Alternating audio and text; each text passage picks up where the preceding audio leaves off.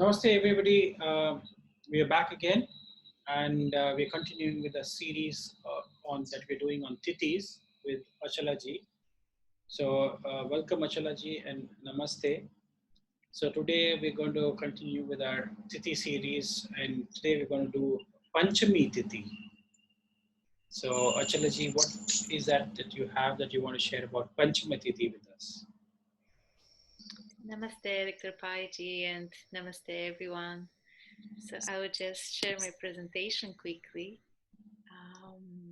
Just a moment.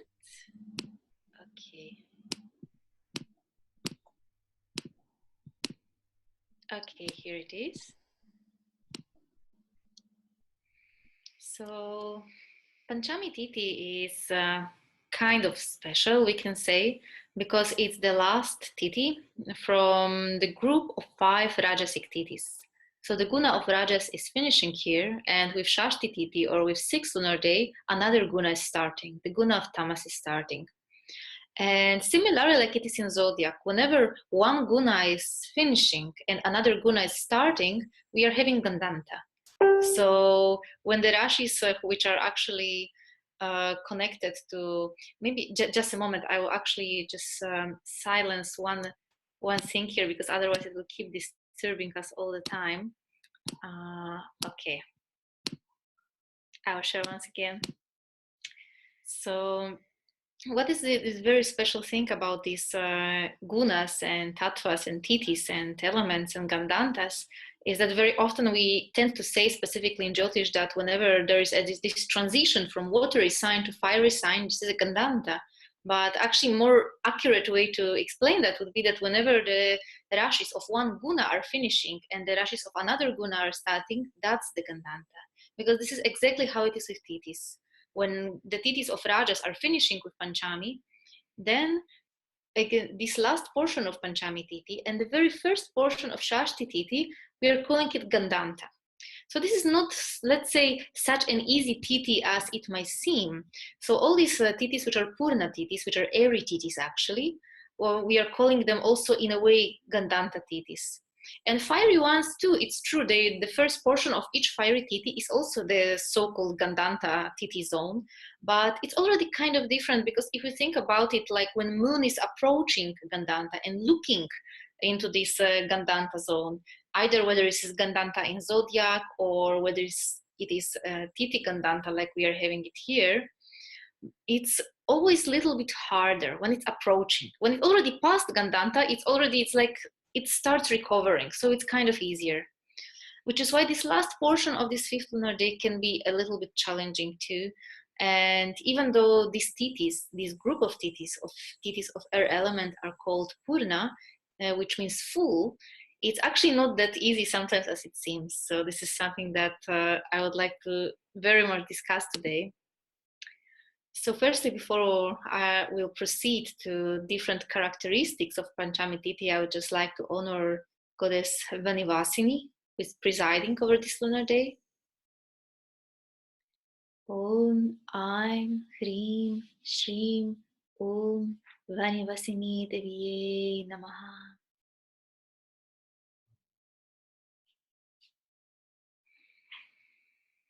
So Goddess Vanivasini is a very interesting goddess. We can see that she has many, many different things in her hands, very unusual things which we haven't seen before. And Vanivasini literally means, Vani means fire. Vasini means the indweller. So she's the goddess who's dwelling in the fire. But it's not the same fire like, for example, for some other goddesses, like this burning, destructive fire. This is actually the creative fire. Because Panchami Tithi has a very creative and very light energy, actually. So this exact Tithi is a creative fire, the fire that wants to create. There's this story in Lalita Mahatmya that when goddess Lalita Tripura Sundari was fighting the demon Bandakasura, and then these forces of darkness suddenly turned the entire battlefield into complete darkness. There were then 2 goddesses of the 15 Nitya Devis who enlightened the battlefield with their own glow, with their own inner light. And one of them was Goddess Vanivasini too. So she has this inner light, the capacity to dispel the darkness. And it is also because Panchami Tithi is governed by the 5th planet, by Jupiter. So he's the cosmic teacher, cosmic guru, and guru is the one who actually dispels the darkness. So people who are born on this lunar day, they obviously love to learn actually. And they love wisdom, and they love learning about everything. And this is sometimes it can be unfortunately a trap for them too, because they are actually so fascinated sometimes with the world. They can be so curious about the world that they might just try to learn a little bit of this, a little bit of that, and they might find it actually hard to really focus on what they want in life. So several friends, which I personally have, who are Panchami natives, these are the people who are also somehow into Vedic sciences, but they want to study everything. They want to study Jyotish, Vastu, Ayurveda, or psychology, everything, and everything at the same time. So that's a little challenge here, because air element in general is a very fast element. So their mind is also very speedy, and their mind is constantly searching for this sort of fulfillment. So just to quickly go back to Goddess Vanivasini and some of her qualities. So her hue is burning gold, like gold is burning. And it's also, again, this same motive like with Goddess Berunda of refining gold, right? Like, because gold is naturally polluted when we find it in nature, but when we burn it, when we heat it up, it becomes pure. And it can become pure only through the divine wisdom, which Goddess Vanivasini is certainly blessing us with. And in her right hand, she has some interesting artifacts. So there's white tiger lily, there are flowery arrows again, there's a citron fruit, and actually we will find several goddesses holding this citron fruit in hand. And this specific fruit is actually, we are calling it Mutulunga in Sanskrit, is very special because it has many healing properties, but it's extremely bitter. And it's the same whenever we want to actually learn anything in life. It's not necessarily always actually a very pleasant experience. Often we need to go through certain transformations in order to actually learn something in life. And she's also holding a golden horn in her right hand. While in her left hand, she's actually the only goddess, as far as I remember, who is holding a conch shell. And this is very special because if we know Guru or Jupiter, the planetary ruler of this Tithi, is also connected with the sound, with the mantras. And this is also what conch shell is also standing for. It's also connecting with, infusing with the power of the divine mantra. So in this sense, Goddess Vanivasini is also strongly connected to all sorts of initiations we receive in life, all sorts of teachings we receive in life, and all sorts of teachers too. Then she's holding also sugarcane bone, red lotus flower, and in some scriptures it's said that this last thing which she's holding in the last left hand is either the full kalash pot, like we see on the picture, but Tantra Raja actually says that she's holding the full moon, which is also very beautiful because that's the Purna Tithi. And she's dressed also in yellow silk, the color of Guru or Jupiter too. And this fullness of this Tithi, or the fullness of this lunar day, it can sometimes be actually a great blessing for the natives born on this lunar day, but sometimes it can be actually very difficult too. Because if we imagine actually the moon, be it on 5th lunar day or 10th lunar day or Purnima or Amavasya, it's so-called Purna Tithi, the Tithi of fullness. Which is why for these people, actually, they tend a lot to stay in their comfort zone. Because if you think about it, these Tithis are actually very auspicious, all of them. So the 5th Tithi, the 10th Tithi, and 15th Tithi. They are all having lots of this very growing, creative, and full of expansion sort of energy. And this is why people born on this lunar day, they can actually have a tendency to stay in their comfort zone a lot, because if you already feel kind of full or fulfilled inside, you have very poor motivation to actually move from that place.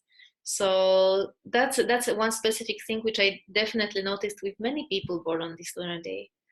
But also besides that, what is very, very specific when it comes to Panchami Tithi and all Purna Tithis in general, that they can sometimes have a big issue with actual indecisiveness.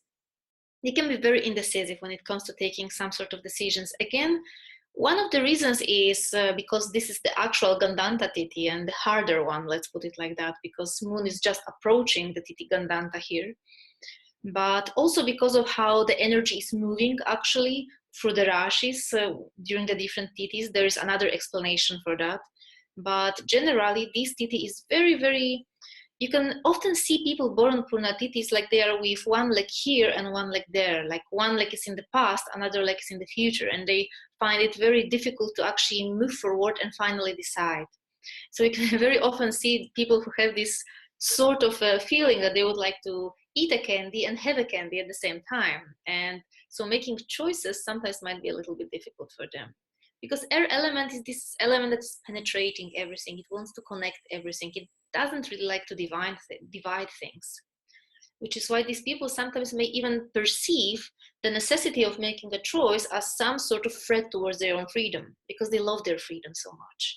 And they kind of always try to have everything, you know, a little bit of everything, like exactly like this goddess. We can see that she has so many different things in her hands, such a variety of different things which are completely unique to this lunar Tithi.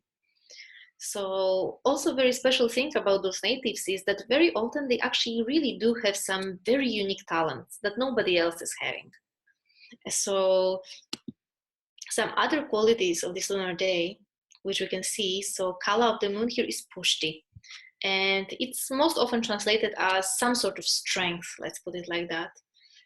And it's also air element. Guna is Rajas, the last Tithi of Rajas. Direction is south, planetary ruler is Jupiter. And state of consciousness is a waking state of consciousness within a dreaming state of consciousness. So it's also very creative lunar day. And these people actually really are very creative in every sense. They're creative in their work, they are creative in their life, they're creative in finding solutions also. And they are actually also very creative in their relationships too. So these are the people who can be really romantic in their relationships. They have this romantic soul simply. And divine quality connected with Panchami Tithi is also quite special because it's impartiality, being impartial. And exactly due to this quality, actually these are the people who can really be very impartial. And these are the people, like whenever you have any sort of issue with two sides involved, they can actually really take a step back and give a very honest feedback. But exactly due to this quality of impartiality, sometimes they simply have a problem of actually making a choice, actually making a decision. So it can be both good and both bad in a way, depending on how it's manifesting. And many people are kind of always asking, because the previous Tithi, Chaturthi, its quality was justice. And here we have impartiality, which is kind of very similar in a way. And what is the difference actually here? And the major difference, I would say, between this impartiality and justice, how we can perceive that justice is, you know, and Chaturthi Tithi and the quality of justice is all about giving the right thing to the right person. While impartiality always wants to actually give the same thing to everybody. And this is more the Panchami type of approach to life. They always want to have some sort of feelings of equality. And the form of Shiva here is also very special because it's Tripurantaka. So it's Shiva who actually destroyed the Tripura, the city of the demon Tripurasura as well. And there is this entire beautiful story how Shiva destroyed this city and how he needed to actually pierce the 3 layers of this city with a single arrow. And it is said that actually when Lord Shiva was about to do this, that serpent Vasuki himself appeared and he actually acted as a string for Shiva's bow. And this is a very symbolic thing, I believe, for Panchami natives, and a very symbolic story, because Panchami Tithi is in many, many different scriptures associated with Nagas too, with divine serpents. And I believe that one of the major reasons why it is like that, because Nagas or serpents are actually very flexible. That's the main quality of a serpent. It can do anything with its body, literally. And these people are also in their mind very flexible. This is the other reason why they can be so changeable as well. They can adapt very easily also to their environment. And they can actually very often, we can see even acrobats or yogis who can do like physically great things with their own body. So we can really see people also like physically very flexible. And I think that Shiva actually having this bow with serpent Vasuki as a string is a beautiful metaphor here for all Panchami natives, reminding us that that we can't be too flexible, because again, when the string of a bow is too loose, it will not work. If it's too tight, it will break. It's not good either. And finding this middle way becomes actually a very big challenge sometimes for those natives, because they don't have a problem with being completely disciplined or being completely elastic. But what they really find a problem with is finding this middle way, not to go into any extreme too much. And that's, in a way, their biggest life lesson too, to try to find the middle way in everything, but also not to be afraid to make a choice when it's necessary. So that's one very, very important thing for them. And the nakshatras, which kind of resemble the qualities of Panchami Tithi, so the nakshatras which have same guna and same tattva are Ashwini, Punarvasu, and Hasta nakshatra. So they're three airy nakshatras with also Rajas guna prevalent. And if you look at these three nakshatras specifically, they're all very, very, how to say, very free nakshatras, very also, I don't even know how to call this quality, but they're like really very airy, very light sort of personality. And this is the same with Panchami natives. They have actually very light and very conflict-free personality. They don't like to go into conflict. They actually really value the feeling of peace a lot in their life. And it's the same with Panchami natives. They just want to have peace and they just want to have this comfort. And if we look at the number of hands of goddess Vanivasini, she has 8 hands. And they stand for 8 nakshatra padas of Punarvasu and Pushya nakshatra as well. So that in itself is also very interesting, that Punarvasu nakshatra comes 2 times here under Panchami Tithi. And it really, I feel strongly that it reflects the most the qualities of Panchami Tithi. It's also Jupiter ruled nakshatra. Literally, it's called the return of light. And also goddess Vanivasini is connected with restoring the light, with restoring the light to this battlefield which was covered just with darkness. So for all those natives, it's very important also to kind of work on their spiritual power and restoring light in their own life through the power of meditation, because they might sometimes be very confused about their life. They might literally feel in the darkness and they might feel like they don't know which decision to make. And whenever these natives don't know which decision to make, they might try to find the advice of many people. So for example, when Panchami natives are coming for astrological consultation, which I have noticed like so many times, these are the sort of people who will come several times and ask exactly the same questions. Like they kind of hope that you'll give the different answers. So it's kind of very interesting to observe too.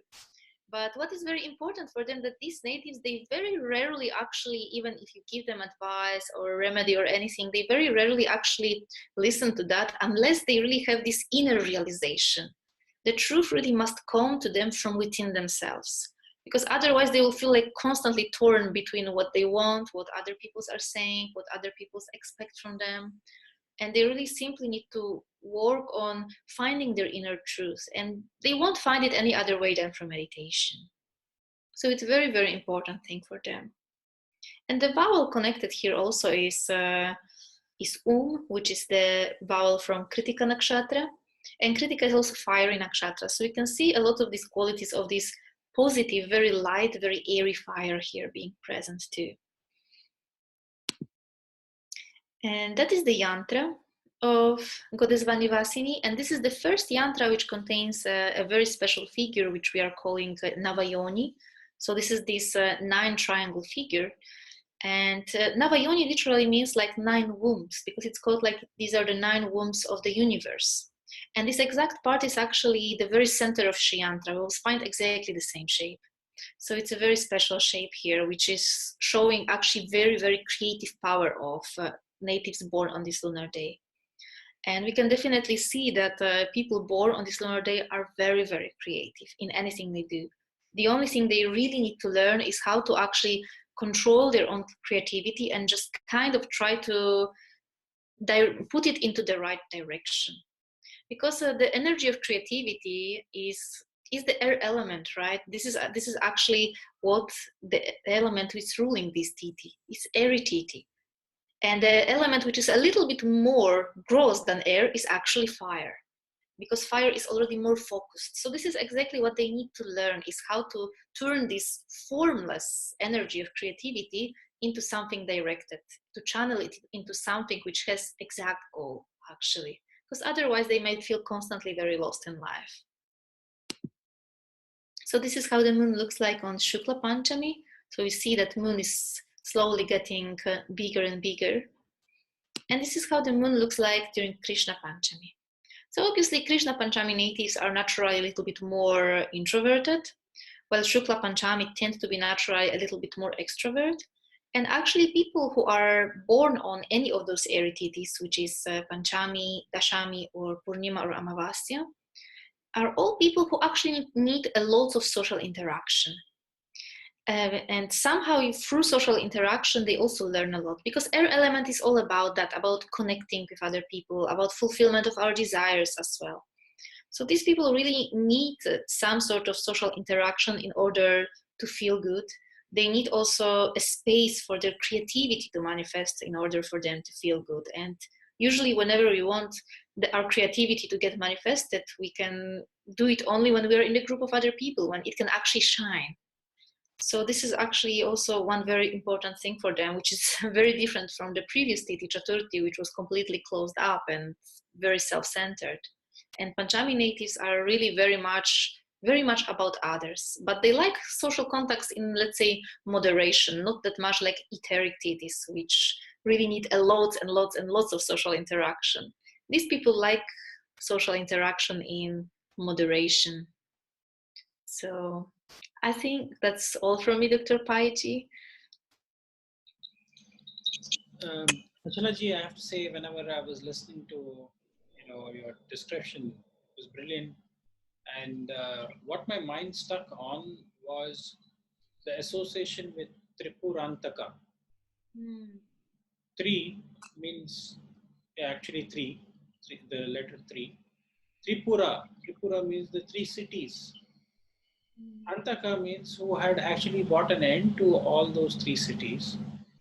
And these three cities, as per our myths, says that it was created by the Asura demon Mayasur. Yes. And it is said that these three cities were made of the lowermost city, which was formed on the earth plane, was made of iron. Then in the sky, there was another city which was a flying. All these are flying cities. They're not stable. They're flying cities. So on the earth, there was a flying city which was made of walls of iron. In the sky, there was another city which was made of walls of silver. And it is said that there was another city which was made in the heavens, which is flying high, made of walls of gold rather. And Mayasur had designed this whole, the three cities in such a way that they will be impossible to destroy them, because there was a boon which was given that all these three cities have to be destroyed at the same time. So it would have been impossible to destroy these cities at the same time, unless, because these are flying cities. So only there was a condition that once in 1,000 years, whenever moon is transiting Pushya Nakshatra, momentarily, for some moments, all these three cities will be aligned. These flying cities will be aligned. So it was exactly at that moment when Shiva, with his Pinaka bow, he had used this bow and arrow to strike through all those cities when they were aligned perfectly in the earth, the sky, and the heavens. He had to pierce through all these three cities to destroy them, because these three cities became safe havens for many of the asuras to do all their atrocities. So very, very important Tithi that you mentioned, very strongly associated with the Nagas. Definitely you have talked about Vasuki.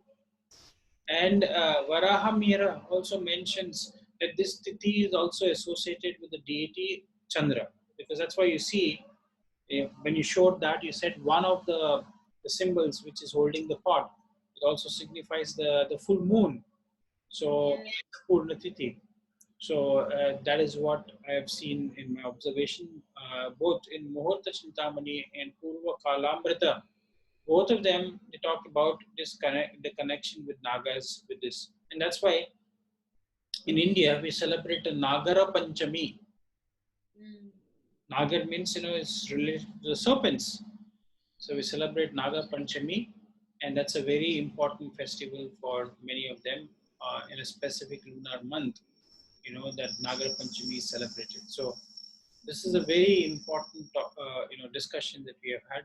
I think this was fascinating, and I've seen that, and because you mentioned and even Varamira says the planetary ruler is Jupiter. Yes. So there is a lot of wisdom that I think many people can gain, intelligence, like the Nagas can gain on this Tithi whenever this Tithi is operating. So Yes, definitely. Lots of knowledge also. And I think that this story which you shared, Dr. Paiji, is actually very important. And all the little details also in the story of Shiva as Tripurantaka, because it's very special. And for these natives also, it's really like they need to find some sort of alignment, because they have like lots of these flying cities within themselves, which are, and all of them are going in different directions. yes, And what they really need to find out is this actual focus. That's why the goddess is Vani. The goddess is fiery, but the Tithi is airy, because goddess always acts as sort of remedy. So she's showing that more focus is needed here in order for this light to actually start to shine truly. no, brilliant. This is great. I think most of our viewers are going to connect with this thought of the three cities that we are talking about and how to align themselves, and also to gain the maximum knowledge which this Tithi is meant to give because of this association with the Nagas. Because Nagas were supposed to be very intelligent creatures, and they also had a lot of wisdom. And there's also about Nagas were also connected to a lot of treasures. So Yes, maybe is there something related to treasures? Because whenever I see the deity, the Nitya Devi, you see a lot of flowers in her hands, a lot of fruits in her hands. I mean, citron. That's what you mentioned, the fruit, right? And then yes, the lily. There is the lotus. There is the sugarcane bow as well. So there is. yes. This is actually also said to be one of the best deities for fertility. So this is also something that Shiva has mentioned, and Shiva Swarodaya, that this is one of the most fertile deities and one of the most creative deities. And actually, if we go like to any scripture, like Brihat Samhita, any other of those ancient scriptures, they all are saying that this is one of the deities that whichever action you take on a day, like auspicious action, like a marriage, like starting some new venture, starting some new creative project, all will go well, because this deity is blessing them with this lots of success, actually, because it's like the fifth house, actually, right? Because that's the number Yes, five, deity exactly. number five. I was thinking, So yeah, lots of positive karma from previous lifetimes also. past life karmas, purva punya, as well as Yes, creativity. Yeah, definitely. I think I was thinking the same thing as you mentioned. The fifth house, Bhava Karakatwas. yes, So anyway, thank you very much, Achalaji. This was brilliant. Again, excellent session that we have had, and I want to thank you for coming again and sharing this knowledge with us. I think there is tons of this information which is there, but it is not being presented as well as it has been done by you. So I'm very very grateful that you're doing this. So thank namaste. you so much, Dr. Paiji. Thank you. Namaste.